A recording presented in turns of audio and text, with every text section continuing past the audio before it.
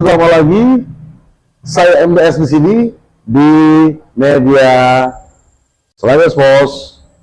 Dalam sesi yang sangat spesial ini saya bersama Bapak Dr. Andes Budi, atau biasa disebut dengan nama lengkap Budiman ya? Budiman. Dr. Andes Budiman, yes. SPDSH ya, dalam hal ini. Beliau luar biasa menyempatkan waktunya hadir di media kita yang kita cintai bersama ini, tidak lain dan tidak bukan untuk mengungkapkan sebuah kekisruhan yang sangat mendalam, yaitu masalah darurat mafia tanah. Darurat mafia tanah ini tidak terjadi hanya sekedar di kota kita, tetapi di luar kota kita pun terjadi. Jadi darurat mafia tanah ini terjadi secara khusus di Sulawesi Selatan, tepatnya di Maros ya. Maros, Dusun Penaikang, Desa Moncongloit, Kabupaten Maros, Sulawesi Selatan. Nah, sudah dijelaskan secara gamblang TKP atau tempat perkaranya di mana, jelas sekali dan sangat gamblang. Nah, kemudian perkara ini tidak main-main, hanya dijadikan isapan jempol oleh para APH ya. Tidak lain dan tidak bukan karena mungkin dianggap ini sebagai sebuah dagelang, ya bukan sebagai sebuah dagelang. Mengapa demikian? Karena sampai detik ini tidak diproses secara cepat ya, secara objektif. Tidak objektif.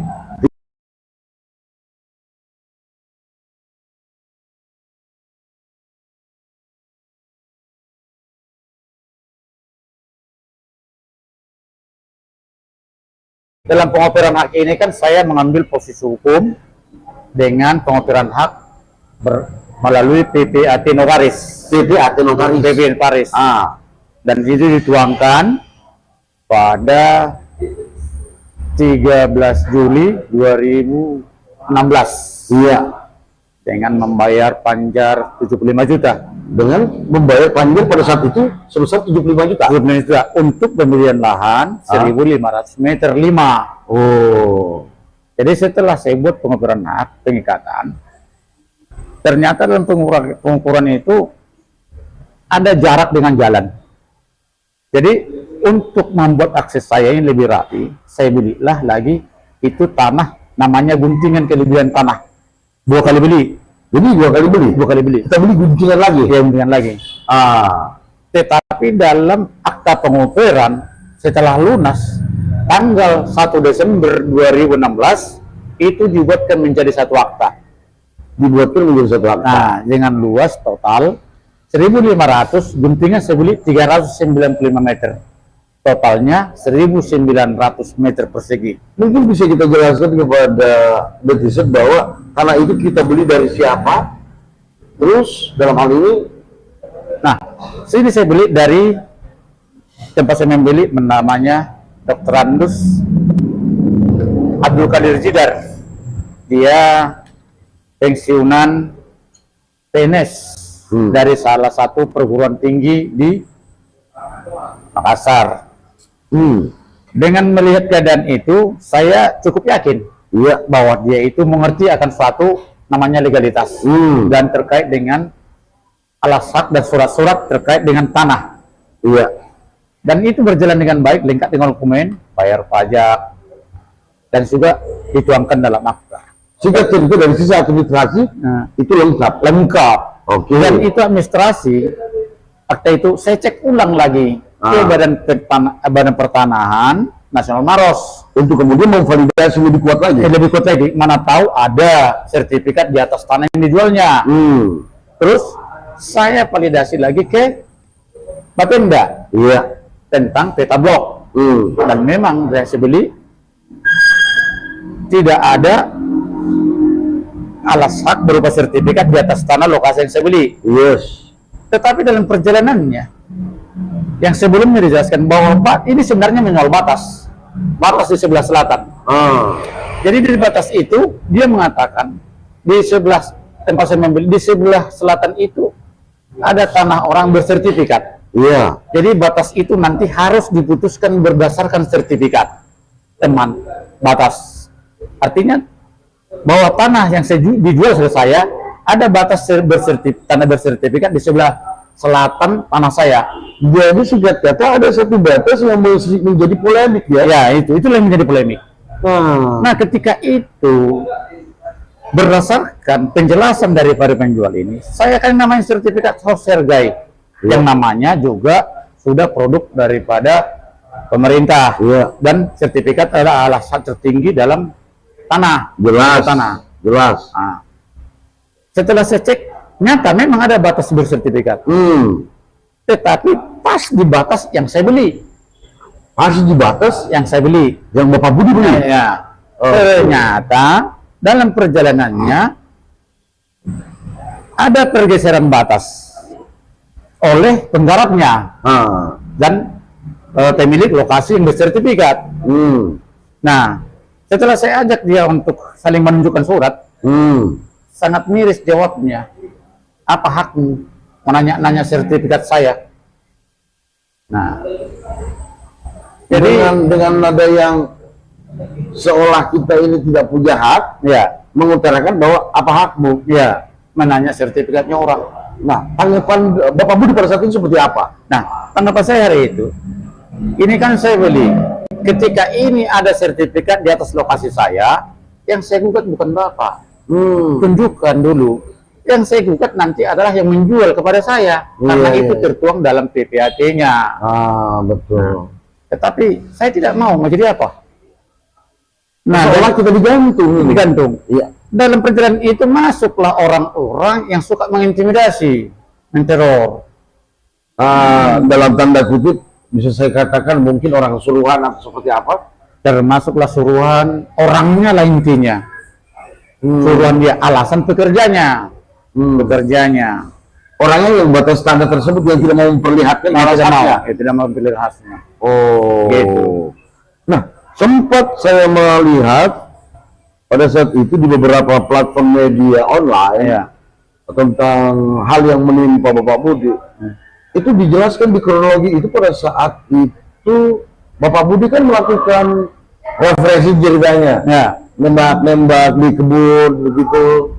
Oh, ya terakhir ini memang terjadi itu pada tanggal 10 Mei. Tanggal 10 Mei sore, pada saat itu kan musim hujan masih. Jadi entah apa masalahnya belakangan 2 tahun terakhir, babi hutan itu suka mengganggu tanaman di kebun. Babi hutan. Oke. Terakhir. Jadi untuk mengantisipasi, saya melakukan latihan-latihan sorenya. Sorenya. Artinya untuk mengetes akurasi daripada senapan angin. Nah, terus kedua, kondisi daripada senapan ini bisakah untuk menghalau? Namun untuk menembak tidak akan mungkin bisa mati itu babutannya. Saya melakukan latihan, saya buka itu apa namanya, peredam. Sehingga suaranya agak besar. Nah, mendengar ini mungkin mereka agak risih. Yang mana selama ini mereka mengandalkan senjata yang namanya lah badil atau parang. Mereka trauma bahwa ancaman parang tidak akan mampan lagi ke saya karena dia punya senapang, begitu. Jadi diplesetkan kondisi ini seolah-olah punya sempi. Pada faktanya kan kita cuma senapan angin yang kita pakai untuk menghalau babi hutan. Dan mereka sudah melapor. Pada saat saya latihan, sudah laporkan ke polisi bahwa saya punya senjata api menembak-nembak di lokasi saya. Pada sore itu juga, setelah selesai saya melakukan latihan. Bisa diperjelas dia, yang melapor ini siapa? Ada tetangga yang selama ini dialah yang melakukan intimidasi dan teror terhadap saya. Kebetulan dia bertukang di rumah tetangga. Kaitannya dengan yang punya batas. Iya, dan memang itulah salah satu orang turuannya. Itulah selalu siang malam, bahkan tengah malam waktu saya terkapar lumpuh, dia datang malam-malam. Seolah-olah dia dipercaya polisi. Jadi dilapor pada saat itu. Datanglah polisi 3 orang dengan membawa mobil patroli. Nah, setelah saya lihat kok ada mobil patroli, ada apa? Terus saya lihat, saya kenal itu polisi semua, familiar. Ada apa, Pak? Perkataan ini, oh, menembak. Saya memang menembak tadi, Pak, pakai ini. Kenapa? Saya keluar. Tempat diperlihatkan saya letakkan, saya serahkan. Ini pompanya, ini pelurunya kaliber 4,5, ini senjatanya. Memang dari besi, tapi modelnya kayak senjata betul. Tapi ini dah, silakan tes. Yang saya mau Pak, saya udah mulai agak kecewa. Tolong ini bawa senjata senapang ini ke polisi, jelaskan sama mereka bahwa ini senapang angin. Untuk kemudian mereka agar teredukasi. Oh ini kan beda dengan senapan. Ya, alasan saya yang paling utama, ya selama ini manusianya suka fitnah. Iya, kerjaannya memang. Nah, dan pernah saya dilaporkan bikin onar di kampungnya itu ke camat, salah alamat, seharusnya ke polisi. Iya. Dan yang kedua, Oke. dan yang kedua, selama ini juga diinformasikan bahwa saya ngambil tanah, bukan dibeli. Ngambil tanah. Ya. Ini kan sudah delik pencemaran di sini, pencemaran nama baik kita. Nah, Salah orang yang mempunyai iya. pendidikan, tentunya kita merasa tersinggung. Iya, tapi itu pun saya mengharapkan aparat waktu itu untuk memberikan penjelasan apa yang namanya PPAT, apa yang namanya al-ashak. Terus kedua, kejadian-kejadian ini semua bisa terjadi. Yang membuat saya jadi heran, ini pelaku tidak ada hubungan batas dengan saya. Tetangga pun saya jarak rumah itu 30 meter, 50 meter. Singkat cerita kita dilaporkan pada saat itu. Lapor. Tapi polisi hari itu tidak mau membawa senjata saya kembali ke situ. Tidak mau membawa karena senapang biasa. Oke? Yes. Ya, kembali. Tapi saya kesal. Ini akan terjadi sesuatu. Saya udah punya feeling.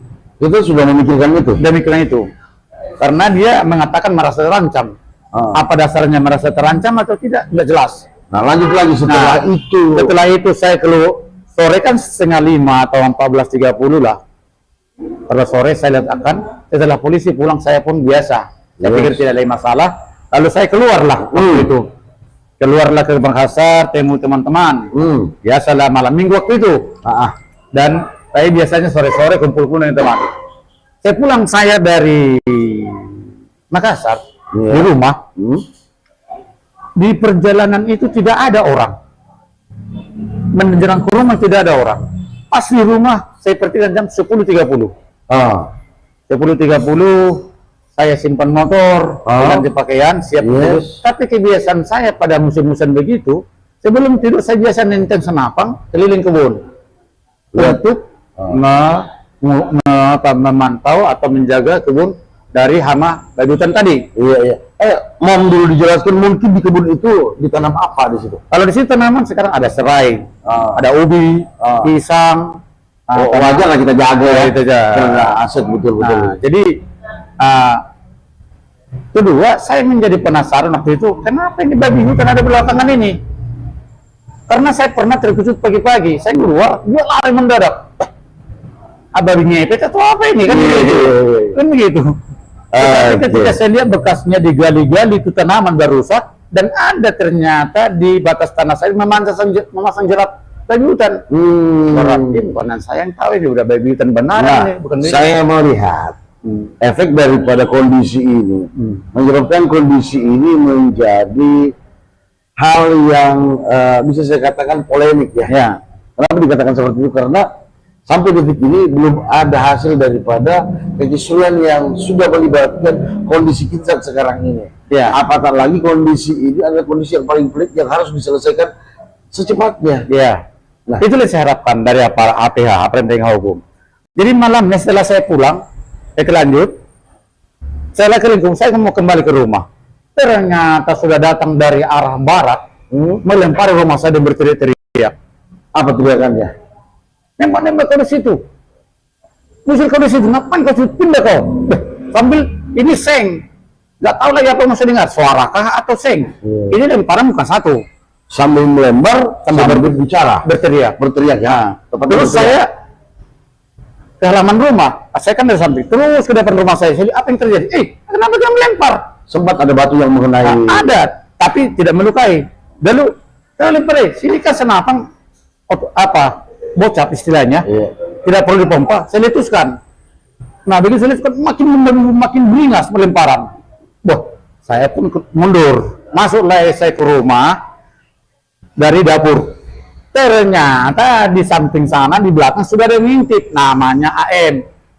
Pas saya di situ mau masuk ke dapur, pas biasa lempar kepala saya nggak tangkis, kena lain bengkak.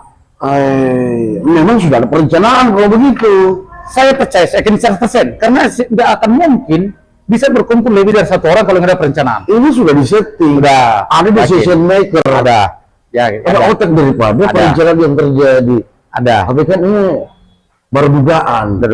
Tapi kalau kita lihat dari indikasinya, ini Ya. sudah jelas ada. Tapi siapa itu, kita belum tahu. Nah, ketika terjadi itu, saya masuk ke rumah sama istri. Yes.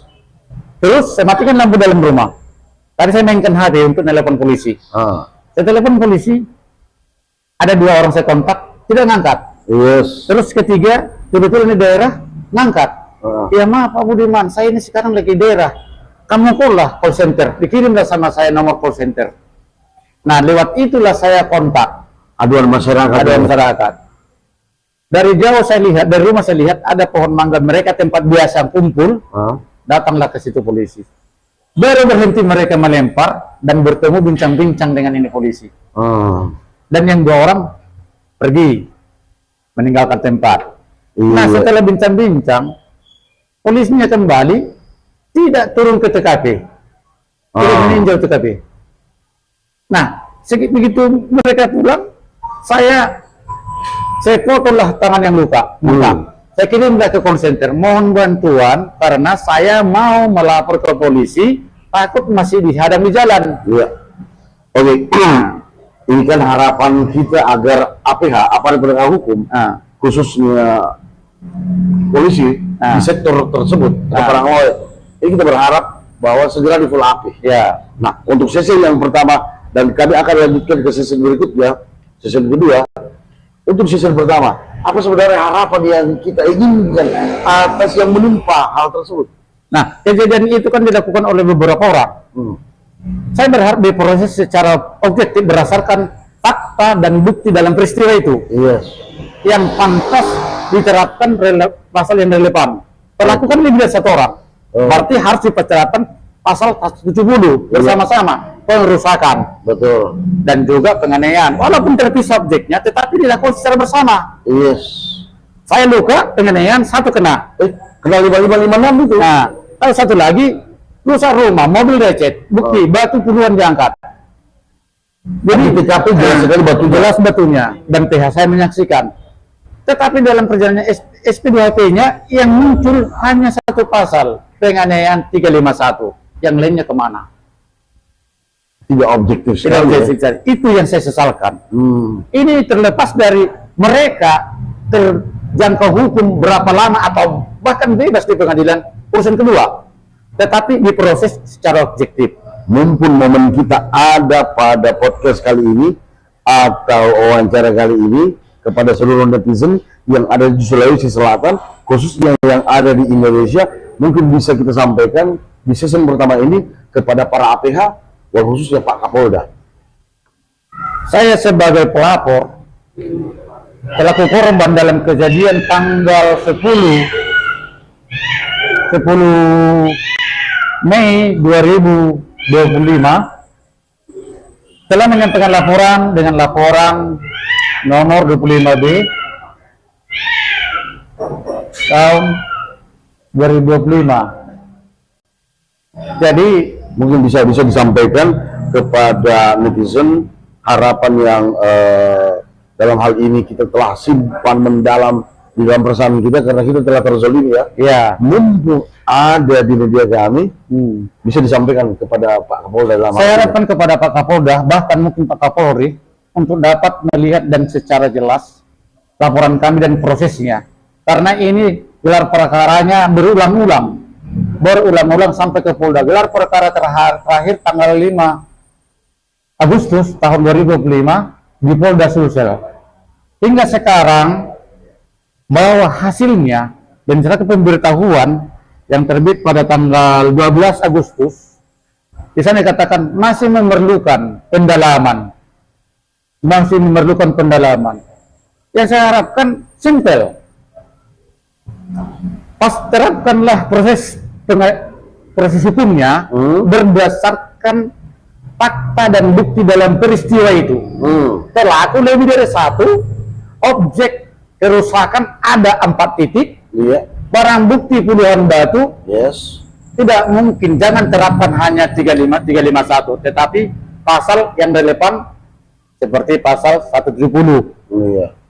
Jadi itu harapan terbesar. Harapan saya terbesar. Oke, kepada para APH, kepada oknum kepolisian, khususnya di Sulawesi Selatan, secara umum di Indonesia, bahwa keluh kesah ini bukan hadir dan bukan lahir tanpa sebab. Lahir karena adanya sebab yang mendasari keluh kesah tersebut. Saya MDS dan Bapak Budiman dalam hal ini menyampaikan bahwa tolong atensi di sesi yang pertama ini dijabah atau bisa didengarkan secara gamblang, karena hukum itu tidak semestinya tumpul ke atas tapi tajam ke bawah. Harus hukum tajam ke atas dan tajam ke bawah. Itu harapan masyarakat secara umum.